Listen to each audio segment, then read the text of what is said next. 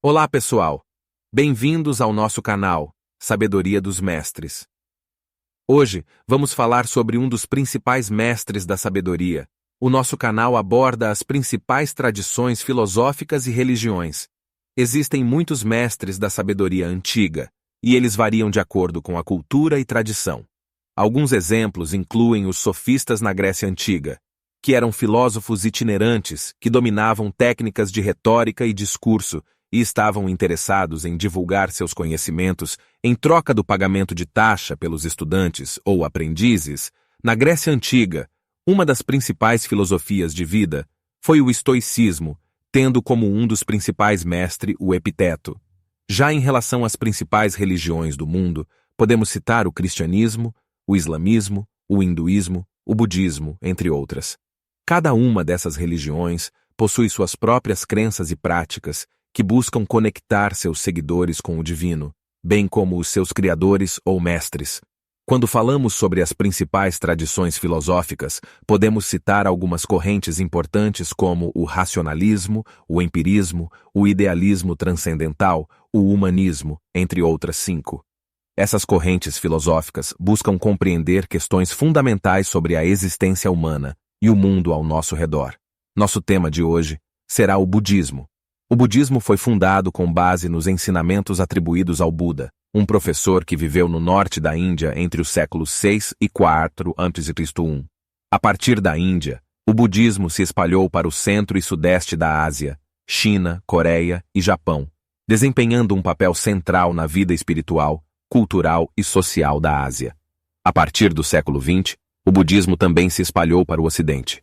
Os ensinamentos centrais do Buda enfatizam o objetivo de alcançar a libertação do apego ou aderência à existência, que é marcada pela impermanência, anicca, insatisfação, sofrimento, dukkha, e ausência de essência duradoura, anatman. Ele endossou o caminho do meio, um caminho de desenvolvimento espiritual que evita tanto o ascetismo extremo quanto o hedonismo. Um resumo desse caminho é expresso no nobre caminho óctuplo, um cultivo da mente através da observância da meditação e da ética budista. Outras práticas amplamente observadas incluem monasticismo, tomar refúgio no Buda, no Dharma e no Sangha, e o cultivo de perfeições, paramita. Esperamos que vocês gostem desse vídeo. Deixe o seu like e se inscreva em nosso canal. Deixe nos comentários quais outros personagens quer. Era uma vez um jovem príncipe chamado Siddhartha Gautama, que vivia em um palácio luxuoso, cercado de riquezas e conforto. Apesar de ter tudo o que poderia desejar, Siddhartha sentia-se insatisfeito e inquieto. Ele sabia que havia algo faltando em sua vida, algo que o dinheiro e o poder não podiam comprar. Um dia, Siddhartha decidiu deixar o palácio e explorar o mundo além de seus muros. Ele viu a pobreza, a doença e a morte pela primeira vez e ficou profundamente comovido pelo sofrimento que testemunhou. Ele percebeu que, assim como ele, todas as pessoas sofriam de alguma forma. Determinado a encontrar uma maneira de acabar com o sofrimento, Siddhartha deixou sua vida de luxo para trás e partiu em busca da verdade. Ele passou anos meditando e estudando com os mais sábios mestres da época, buscando entender a natureza do sofrimento e como superá-lo. Finalmente, após muitos anos de busca, Siddhartha alcançou a iluminação e se tornou o Buda. Ele percebeu que o sofrimento era uma parte inevitável da vida, mas que havia um caminho para superá-lo. Ele chamou esse caminho de as 4 nobres verdades. A primeira nobre verdade é a verdade do sofrimento, dukkha. Buda ensinou que todos os seres vivos sofrem de alguma forma, seja através da dor física, da perda ou da insatisfação. A segunda nobre verdade é a verdade da causa do sofrimento, samudaya. Buda ensinou que o sofrimento é causado pelo desejo e pelo apego às coisas que são transitórias e impermanentes. A terceira nobre verdade é a verdade do fim do sofrimento, nirodha. Buda ensinou que é possível acabar com o sofrimento ao abandonar o desejo e o apego. A quarta nobre verdade é a verdade do caminho que leva ao fim do sofrimento, magga. Buda ensinou que há um caminho para superar o sofrimento, conhecido como o nobre caminho óctuplo. Esse caminho inclui práticas como a compreensão correta, o pensamento correto e a ação correta. Buda passou o resto de sua vida compartilhando suas descobertas com aqueles que estavam dispostos a ouvir. Ele ensinou que, seguindo as 4 nobres verdades e praticando o nobre caminho óctuplo, qualquer pessoa poderia superar o sofrimento e encontrar a verdadeira paz e felicidade. O nobre caminho óctuplo é um conjunto de 8 práticas que correspondem à 4ª nobre verdade do budismo. É também conhecido como o caminho do meio, porque é baseado na moderação e na harmonia, sem cair em extremos. Essas 8 práticas são: compreensão correta, entendimento de acordo com as 4 nobres verdades, de maneira a entender as coisas como elas realmente são.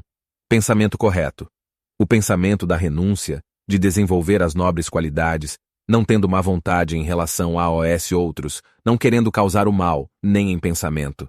Fala correta, abster-se de mentir, falar em vão, usar palavras ásperas ou caluniosas, falar a verdade, ter uma fala construtiva, harmoniosa, conciliadora. Ação correta. Abster-se de destruir a vida, abster-se de tomar aquilo que não for dado, abster-se da conduta sexual imprópria. Meio de vida correto. Um modo de vida equilibrado, nem perdulário nem mesquinho, e que não cause mal a outros seres. Inclui ter uma profissão que não esteja em desacordo com os princípios. Esforço correto. Abandonar estados prejudiciais e as causas para futuros estados prejudiciais. Cultivar estados benéficos que tenham surgido e condições para futuros estados benéficos. Consciência correta. Desenvolver consciência do corpo, fala e mente, em linha com o caminho óctuplo. Concentração correta. Estabilidade e foco mental. O nobre caminho óctuplo é um treinamento para erradicar a ganância, o ódio e a ilusão, vistos como as raízes do sofrimento. 1. No simbolismo budista, o nobre caminho óctuplo é frequentemente representado pela roda do Dharma, cujos 8 aros representam os 8 elementos do caminho.